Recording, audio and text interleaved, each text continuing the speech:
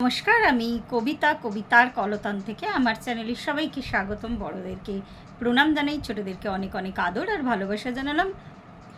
আমি চলে এসেছি এখন হ্যাশট্যাগ আমরা সকলের আজকের বিষয় নিয়ে। 9:30 বাজতে চলেছে, 9:25 বাজে, অনেকটাই দেরি হয়ে গেল। আজকের বিষয় দিয়েছেন রীতা চক্রবর্তী ম্যাডাম। খুব সুন্দর বিষয়টা হচ্ছে জীবনে অনেক দিন অনেক দায়িত্ব পালন করার পরে যখন দায়িত্ব কিন্তু কন্টিনিউ থেকেই যায় আমাদের জীবনে, আর আমার মনে একটা যদি ভয় আসে যে আমি চোখ বন্ধ করলে কি হবে, মানে আমার পরিবারের লোকেদের বা আমি যাদের দায়িত্ব নিয়ে চলেছি তাদের কি হবে।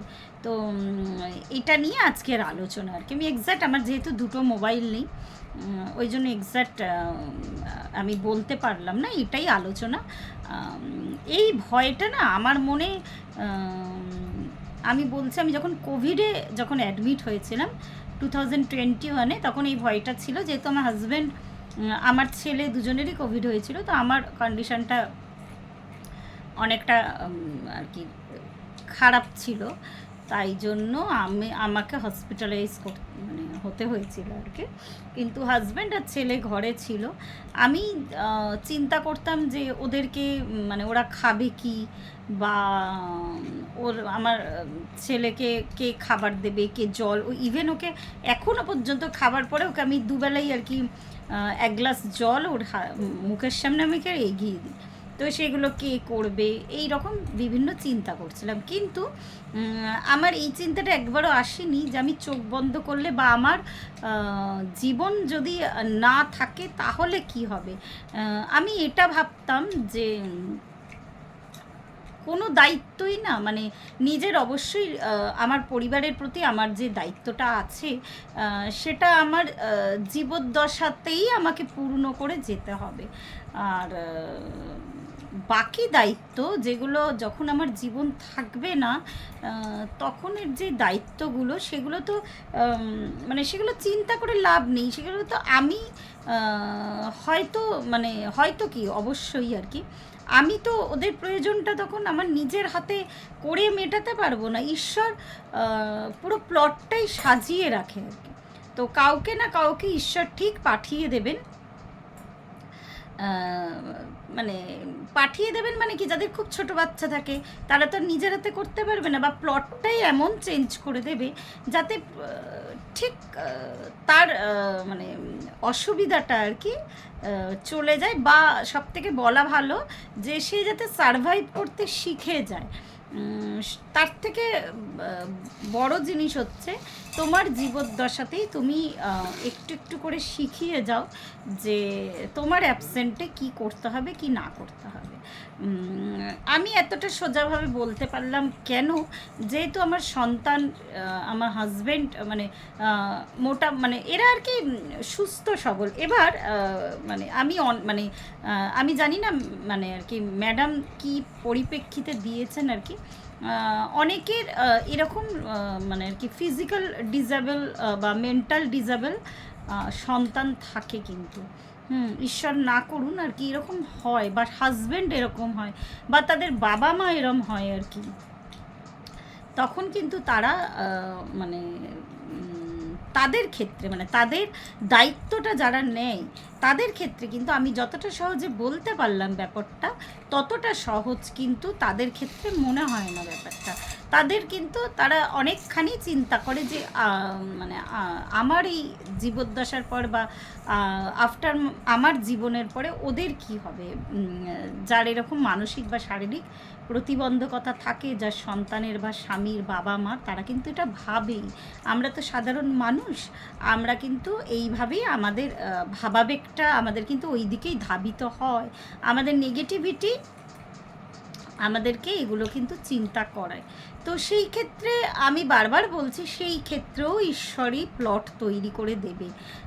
আমি এটা ভেবে, ভালোবাসার বন্ধন বা মায়ার বন্ধন তো সব কিছু আছে এখানে, কেউ কাউকে মানে ছেড়ে যাওয়া ঈশ্বর না করুক, মানে এটা ভাবাই যায় না, কিন্তু তাও তো ঘটে, যেহেতু মৃত্যু কিন্তু চিরন্তন সত্য।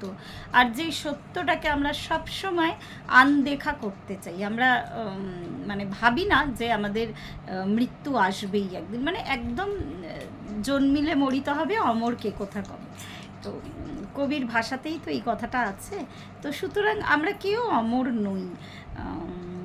তখন ওই একটাই ঈশ্বরের কাছে প্রার্থনা রাখা যে ঈশ্বর যা কিছু করবেন ভালোর জন্যই করবেন। এটা আমার রিয়েলাইজেশন, আমার এটা মনে হয় ঈশ্বর এমন কিছু করবেন না যে সব কিছু, সব নাটকেরই একটা মানে পরপর পরপর সিন লেখা হয়ে থাকে, আমরা শুধু মানে আমাদের দৃষ্টিটা অত দূর যায় না। তাই তো সুতরাং ভেবে আগে থেকে মরে গিয়ে মানে জীবন্ত অবস্থায় মরে গিয়ে মানে চিন্তায় শেষ হয়ে গিয়ে সত্যি কথা বলছি কোনো লাভ হয় না।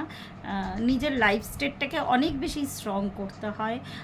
যাদের এরকম নিজের জোন থাকে, যারা ডিজেবল আর কি, তাদের জন্য মানে যতটা মানে যদি আমি একদম সেকুলার ওয়ার্ল্ডে দেখি আর কি, যতটা পারা যায় তাদেরকে রেডি করা আর কি, মানে তাদের যতটা ক্ষমতা আছে, হয়তো হাত পা নেই আর কি, তারা কি করে উঠে কাজ করে, তো তাদের এমনি মেন্টাল সাপোর্ট দিয়ে বুস্ট করা প্রথম থেকেই। হ্যাঁ, এটা কিন্তু অনেকটা বড় জোর, নাহলে কিন্তু যার দুটো পা নেই সেও কিন্তু মানে ইংলিশ চ্যানেল সাঁতরে পার হয়েছে, এরকম বহু উদাহরণ আছে।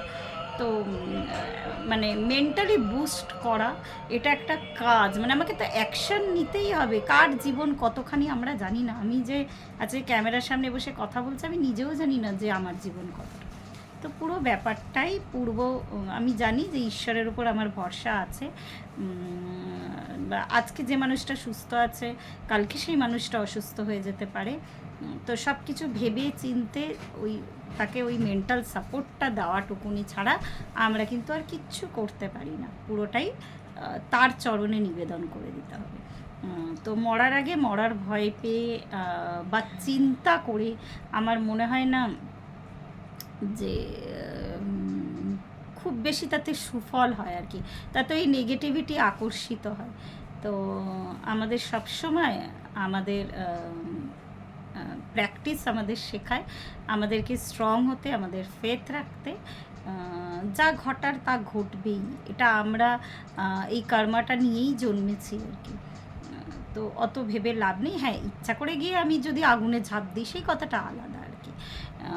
ইচ্ছা করে তো মানে সেই স্টোরি বা সেই পর্যায়গুলো আলাদা ব্যাপার আর কি। কিন্তু যতটা আমার জীবন আছে ততটা আমি মেন্টালি স্ট্রং থাকবো, আমার উপর যারা ডিপেন্ডেন্ট আর কি তাদেরকেও মেন্টালি স্ট্রং রাখবো। এই ভাবে যদি আমরা আমাদের নিজের মানুষদের যদি সাপোর্ট দিতে পারি, ওদের সাথে সাথে আমরাও ভালো থাকবো। তো আমার মনে হলো আজকে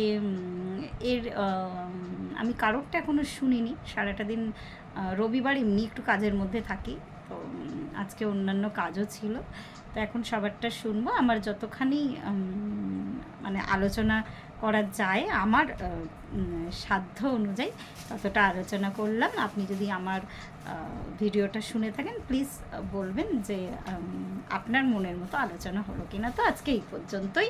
আর শেষ করার আগে বলি যে এরকম প্রত্যেকে বিষয় দিন আমাদেরকে, আমরা অনেক সমৃদ্ধ হচ্ছি প্রত্যেকের বিষয় পেয়ে। প্রত্যেককে অনেক অনেক থ্যাংক ইউ, ধন্যবাদ।